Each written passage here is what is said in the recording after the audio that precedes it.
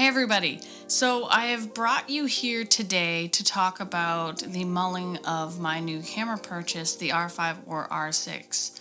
This would be video number 8762 on the internet about this very topic. So, like everybody else, I just cannot decide. I didn't pre-order anything. They're super expensive. I don't want to buy something and then find out I really didn't need this camera. My instincts are to get the biggest and the best, which is a horrible instinct. It usually ends up being really expensive. I pretty much have the type of taste where I can look at anything in this world and not look at the price tag and pick the one I want. It's always the most expensive. So I really have been thinking about the R6 lately. I sit in my office, I watch all these videos. I probably shouldn't do that. I feel like if I want to be a photographer, which I am primarily a photographer, if I watch videos about the R5 and R6, the R6 looks really appealing for photography. If I watch video related material, it's like people are just trashing both cameras. So it makes it really hard. So I'm trying to focus primarily on the photo aspect.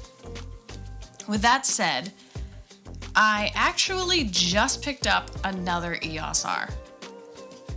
I know what you're thinking. Why would you get another EOS R? First of all, I love the EOS R.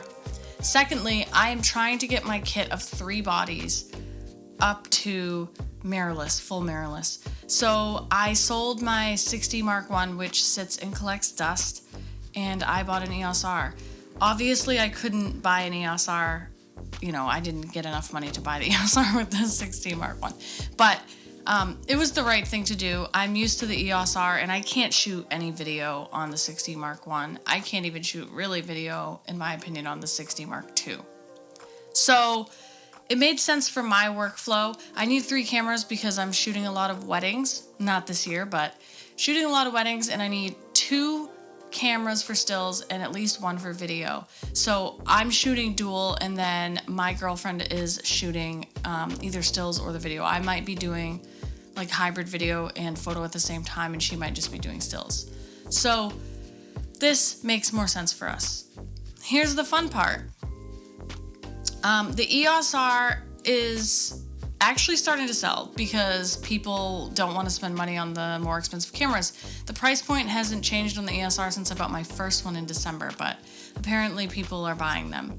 The other thing is, I don't have any RF glass, so I only have EF glass. So I have an adapter, which came with my EOS R when I bought it in December, which means I needed another adapter. In the store where I bought mine, in the local camera store, they didn't have any in stock, and he said that the $99 adapter had been back ordered since at least June or something. So I didn't want to wait. I actually have a gig coming up soon, and I just wanted to get into this camera to make it so much easier for me when I do this. So he said he could pre-order the drop-in filter adapter. It was like $300, but at that point I needed something now, and it was either don't buy the camera at all until the gear comes in and wait, or get the more expensive adapter. If I had time, I may have decided to wait, but I have an event coming up and I really wanted to have another EOS R for this event.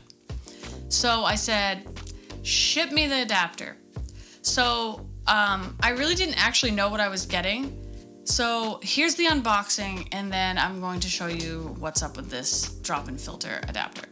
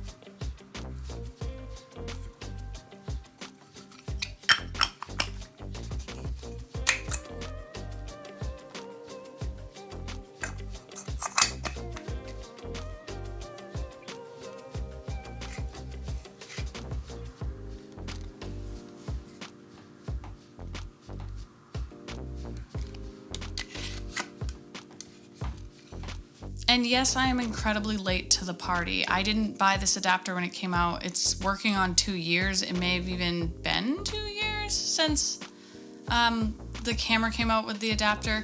But I still think it's cool, and I'm sure that some people probably still don't know what it is. Real quick, before we talk about which camera I'm going to get, I'm going to show you what's cool about this adapter and what sucks about it.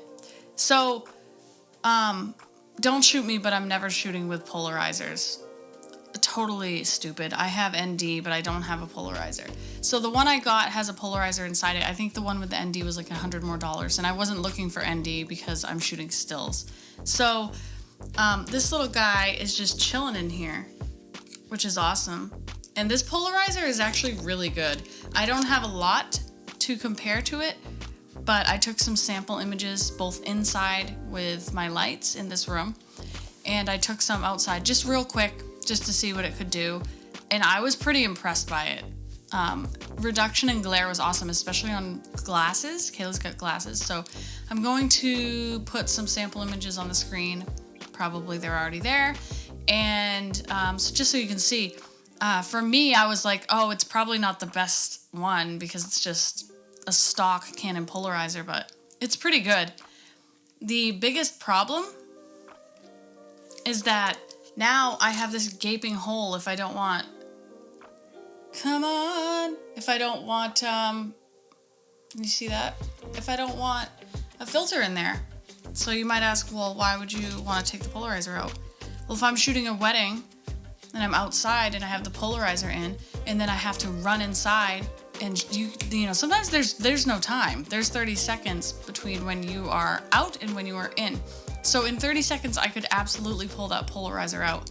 But now I have a huge hole in my camera, and it's going right to the sensor and right to the lens. It's crazy. And then I have nowhere to put the filter. I don't know if there's cases if you buy them by themselves. I would assume so.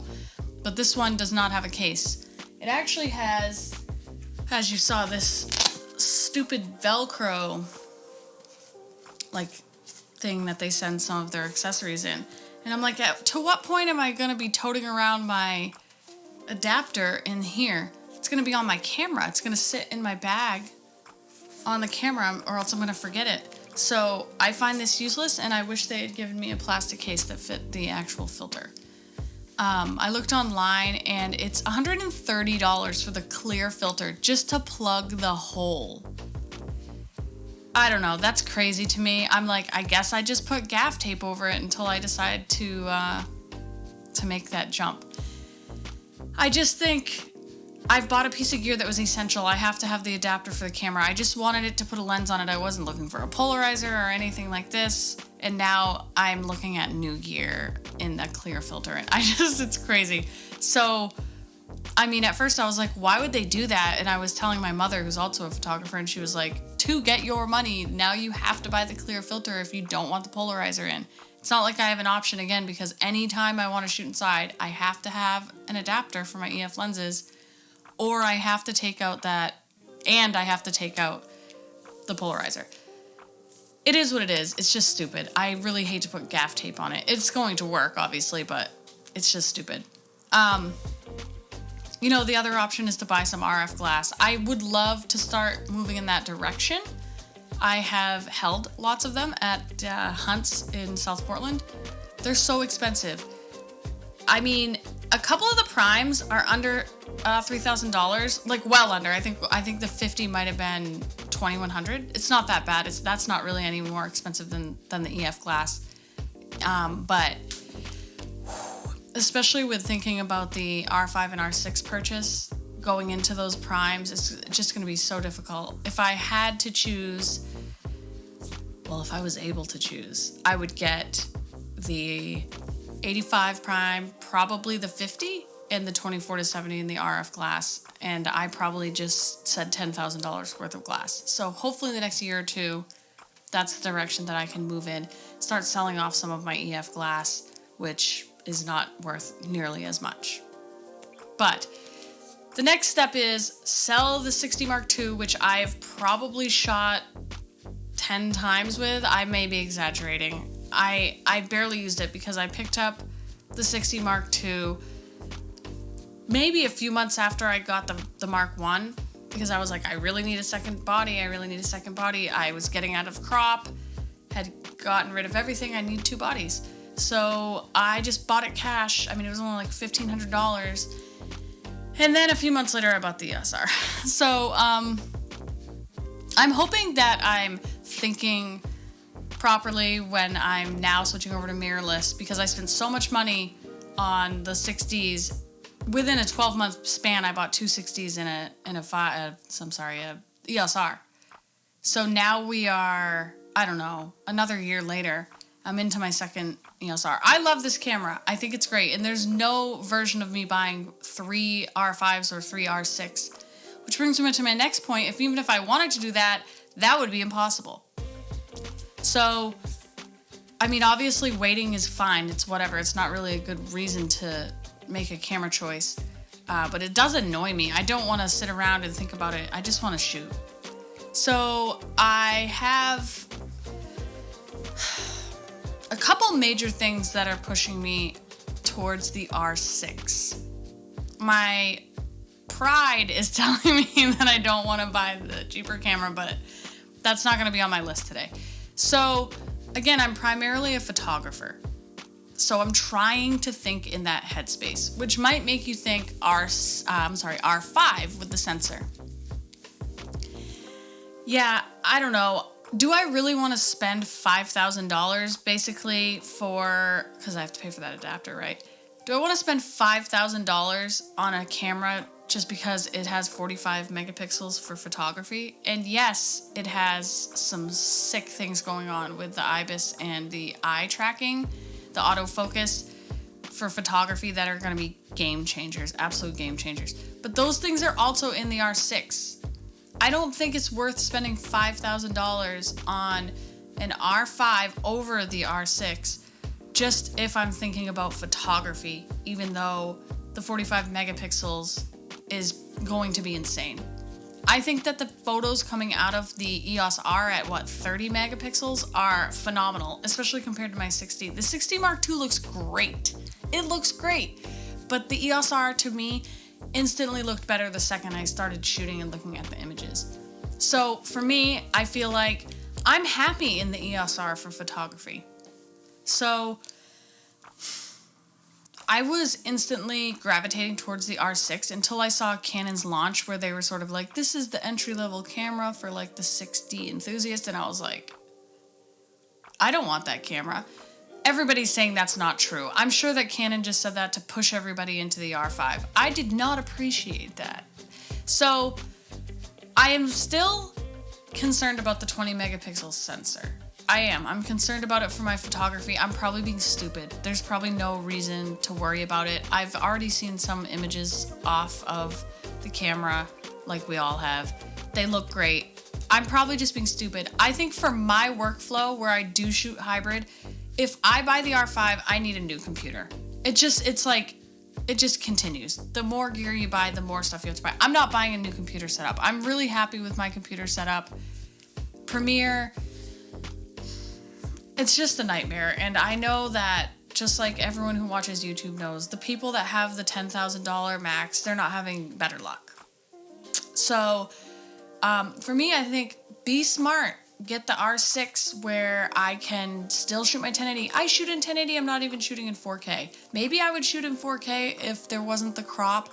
I do find that the 4K in the R is basically useless for me because even at 24, which is the widest focal length I have currently, it's not very wide when you're inside of a room. If you're shooting outside, fine. But if you're anywhere inside, the 4K for me is nearly useless. Also, I don't really enjoy trying to cut 4K on my machine, so I just don't bother. I haven't used the 4K since I got the camera. I have it if I need it. I'm in 1080. There's no need for me to move out of 1080 at this point, especially where lately all I'm doing is producing YouTube content. A lot of the problems that people are talking about, I just don't think they pertain to me. I'd like to make a purchase that's an investment. I don't personally find that 8K is an investment for me because I'm not even into 4K yet. I don't have any clients asking for 4K. 8K is not something I see for myself. I'm not going to say the dirty words that the people are talking about in all their videos. I'm not going to be concerned with that, to be honest with you. I am mostly going to focus on the fact that the R6 is best for my workflow. So I guess I have to break down and pre-order the R6. What do you guys think?